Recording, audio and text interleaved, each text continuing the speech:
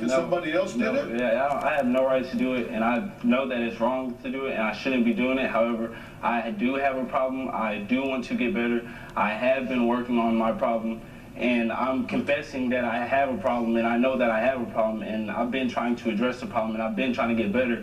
That's why I put out my camera. If I saw a girl, before I took my anger management class, there's no way I would watch a girl key my car. And there's another video where she jumps on my back. She's like, fight me, why don't you fight me? Like, and I'm getting antagonized. I have anger issues. Like, I'm still working on trying to get better. I know that I do need help, and I'm seeking help, and I want more help, for sure. I'm glad to hear you say that. Did they talk to you about accountability? No, sir. Anger management, they didn't talk to you about being accountable for yourself? Oh, yes, sir. Yes, sir. They did talk about that? Yes, sir. Because your first thing when I asked you about it was to say, you do it too. So that's not being accountable. Yes. You're saying, instead of saying, I'm going to own what I did, you want to talk about what someone else allegedly did. Yes, sir. Because you don't know what somebody else did. I don't know whether she did it or not. Because if you believe that she tells the truth. Well, this is what happened. One time her mother barged into her house when me and Autumn was not supposed to be over there. And Autumn tried to defend me to her mom. And she said, you know how Dad smacks me around sometimes, like trying to defend me. And that's when I was like, this isn't okay. Like, I shouldn't be doing this. And the fact that her father does it, I feel like that's part of the reason why she keeps coming back to me. And she thinks it's okay for people to put her hands on her. So you think she's, for whatever problem you have, you think she's at least honest? She wouldn't say that if it wasn't true. Oh, definitely not. I feel like she's really afraid of her parents, and she tells me that her parents are very judgmental about the stuff that goes on with them. And you believe what she says is true? I believe what she tells me is true. So when she says that you sexually assaulted her, then that would be true too? Under conditions, I did not sexually assault her. No, I did not sexually assault her, but... Well, when do we believe her? Do we believe when she's talking about someone else but not about you? She believes she was. Under the circumstances, she believes that she was. She does not doubt that she was sexually assaulted. Okay, well, let's talk about what you said about the night. Right. You said that you, on the 10th of September in 2017, you picked Autumn up from a club. Yeah. This is what you said, that you found her passed out in a car with some unknown man. Yes, sir.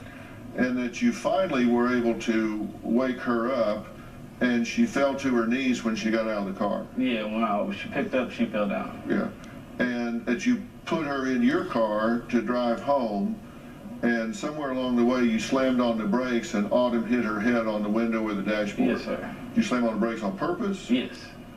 And why did you do that? Because I was like, who was that guy you was with? And she was like, what guy? I don't know who you're talking about. I slammed on the brakes. I started screaming. I was like, who was that guy you was with? Yeah, I pushed her head up on the door. I was screaming at her. And she's like punching me, kicking me. And I grab her wrist. I forcefully push her into the back seat. And then I take off driving. We get back to my house. And then we're just laying down. Because by then, I'm cooled down. Okay, so you assaulted her in the car because Yes, you were sir. jealous about her being with somebody else. No, sir. I was mad that she kept lying to me. So she got out of the car and fell backwards onto the grass, and then you took her inside, Yes, sir. changed her clothes, put a Band-Aid on her knee. Yes, sir. Because her knee was bleeding. I didn't realize her knee was bleeding until we got to my house, and then that's when I changed her clothes. I put a Band-Aid on her knee, and then we laid down in the bed, and we was laying down for a little bit, and then like she started rubbing her butt up against me, and then that's when we did what we had to do. We did our thing, you know. Yeah.